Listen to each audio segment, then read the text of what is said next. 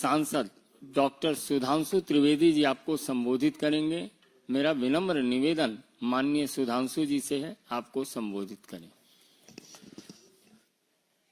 मित्रों,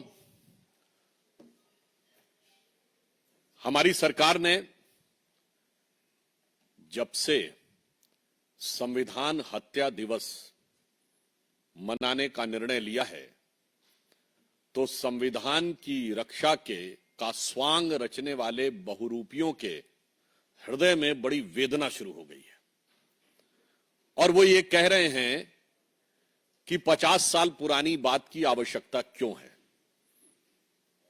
जो लोग खुद सीधे 80-85 साल पीछे जाकर ये दावा करने लगते हैं हर बात में कि आजादी की लड़ाई उनका वन एंड एक्सक्लूसिव कॉपीराइट था, वो उस स्वतंत्रता संग्राम में बलिदानियों के बलिदान के बाद पाई हुई स्वतंत्रता के साथ क्या किया, यह आज की पीढ़ी को जानने की आवश्यकता है।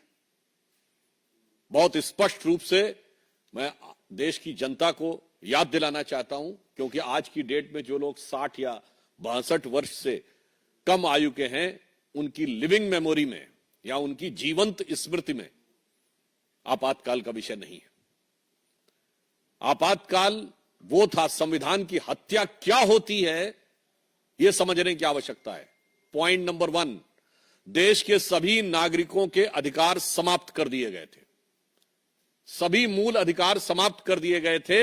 यहां तक कि कोर्ट की प्रोसीडिंग में यह भी बात आई है कि आपके स्वतंत्र घूमने का अधिकार और जीवन का अधिकार भी समाप्त था। इस प्रकार की भी समाचार और सूचना आई थी कि अगर कोई किसी को गोली भी मार दी जाए और पुलिस कुछ भी कर रही हो तो मिलॉर्ड आप सिर्फ देखते रह सकते हैं। पॉइंट नंबर 2,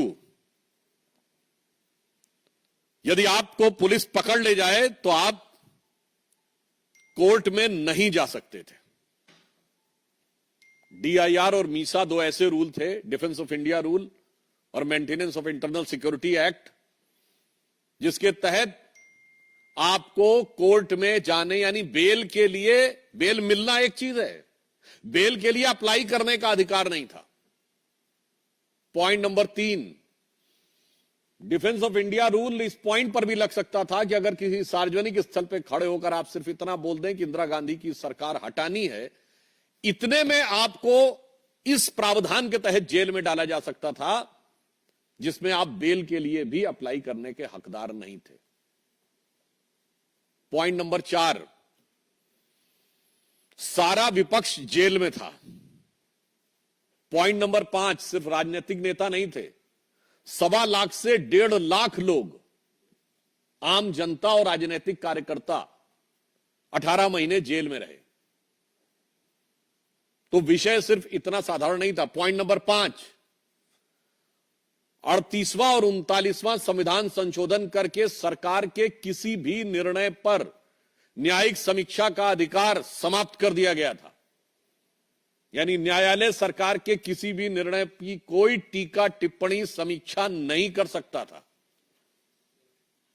और पॉइंट नंबर 6, संविधान की प्रस्तावना, जिसे बाबा साहब अंबेडकर ने संविधान की उद्देशिका, प्रीएम्बल ऑफ द कॉन्स्टिट्यूशन, जिसे संविधान की आत्मा कहा था, उस संविधान की आत्मा को बदल दिया गया था।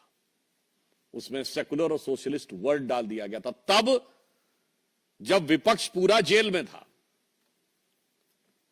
इसलिए, और यह क्यों किया गया था, यह भी ध्यान देने की आवश्यकता है। छत्तीसगढ़ के मुख्यमंत्री जी का एक प्रसिद्ध बाइट है जिसमें वो कह रहे हैं कि इंदिरा गांधी जी में साहस था, इसलिए उन्होंने आपातकाल लगाया। और पॉइंट नंबर 6 के बाद पॉइंट नंबर 7, मामला सिर्फ इतना नहीं था,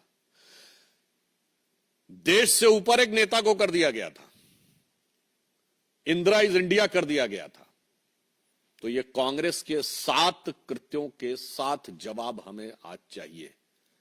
संविधान की 7 तरीके से हत्या करने वाले लोग। और इंडिया इज इंदिरा का नारा कांग्रेस के तत्कालीन राष्ट्रीय अध्यक्ष देवकांत बरुआ का था, और इजराइल हमास पे संघर्ष पे प्रस्ताव पारित करने वाली कांग्रेस वर्किंग कमेटी ने आज तक आपातकाल की आलोचना करते हुए इंदिरा जी की आलोचना करते हुए और डीके बरुआ के इस वक्तव्य की निंदा करते हुए प्रस्ताव नहीं पारित किया है। अगर आप ऐसी किसी चीज पे प्रस्ताव पारित कर सकते, मुझे दिखाएं वो सीडब्ल्यूसी का कहां प्रस्ताव है कि हमने माफी मांगी, हमने निंदा की और देश से ऊपर एक नेता को कर दिया। और यह विचार प्रेरित कहां से था? मैं पहले भी बोल चुका हूं सदन में और आपको रिपीट करता हूं कि 1934 में नाजी पार्टी का न्यूरेमबर्ग में कन्वेंशन हुआ, जिसमें नाजियों की बड़ी प्रसिद्ध फिल्म थी ट्रायम्फ ऑफ द विल। उसका मंचन कराने के बाद हिटलर के राइट हैंड आदमी रुडोल्फ हेस ने एक नारा लगवाया था, Hitler is Germany and Germany is Hitler. ठीक वही भाव, Indira is India and India is Indira. इसलिए संविधान की हत्या क्या होती है यह समझने की आवश्यकता है। और मैं एक और बात कहता हूं, यह तो सिर्फ उसकी पीक थी, यह हुआ क्यों था? महत्वपूर्ण बात यह भी है, यह हुआ क्यों था? आज शिवसेना के एक नेता संजय राउत जी ने यह कहा है कि आपातकाल इसलिए जरूरी था कि एनार्की हो गई थी। मैं पूछना चाहता हूं इंडी गठबंधन के लोगों से कि जयप्रकाश नारायण के नेतृत्व में हो रहा वह पवित्र जेपी आंदोलन एनार्की था? मैं लालू प्रसाद यादव जी से पूछना चाहता हूं, अखिलेश यादव जी से पूछना चाहता हूं कि आपके पिताजी मुलायम सिंह यादव जी एनार्की के हिस्से थे? सत्ता लोलुपता में आज अपने ऊपर आप अराजकता का स्टैंप भी लगाने को तैयार हो गए।